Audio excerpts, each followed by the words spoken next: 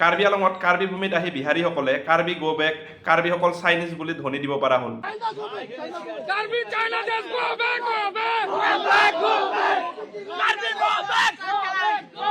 কাৰ্বিসকলক নিজৰ ঠাইত স্বাভিমানেৰে জীয়াই থাকিবলৈ দিয়ক, সেয়া কোনো বহিৰাগতৰ ঠাই নহয়। গতিকে থলগিৰিক আগস্থান দিয়ক। অসমৰ PGR, VGR, forest land, tribal belt and block, এই সকলোবোৰ এটা সময়ত আমাৰ বিশ্বপ্ৰেমী চৰকাৰ এখন আছিল নহয়, সেই চৰকাৰখনে দখল কৰিবলৈ সুবিধা কৰি দিছিল আৰু তাৰে ফল এতিয়া আমি ভুগি থাকিবলগীয়া হৈছে। কিন্তু তেনেকুৱা বৰ্তমান হ'বলৈ সুবিধা দিব নালাগে। মামাই এই ক্ষেত্ৰত অলপ গুৰুত্ব সহকাৰে চাব লাগে। মামা, আপোনাৰ ৰাজনীতি পিছতো হ'ব, আপুনি এই বিষয়ত অলপ গুৰুত্ব সহকাৰে চাওক।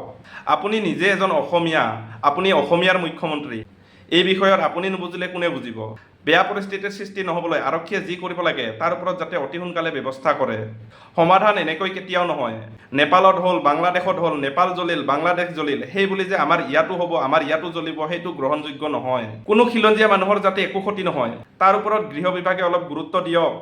আচলতে ভুল আমাৰো। আমি কেইটামান পইচাৰ কাৰণে অনা অসমীয়া বহিৰাগতক আমি মাটিবোৰ বেচিছোঁ।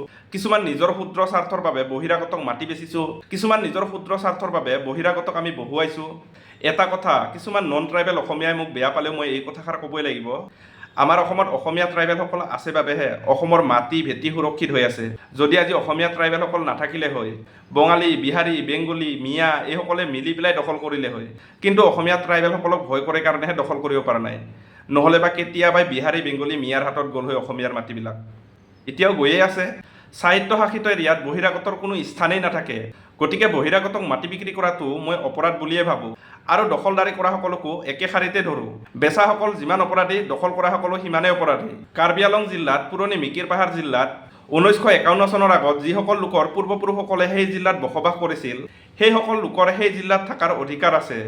সেয়েহে এই জিলাত থকা বড়ো, ডিমাচা, কাৰ্বি, আদিবাসী আৰু অসমীয়া সকলো জনগোষ্ঠীয়ে মিলি একগোট হ'ব লাগে। নহ'লে এই কাৰ্বি আলং ত্ৰিপুৰা, ধুবুৰী হ'বলৈ বেছি সময় নালাগে।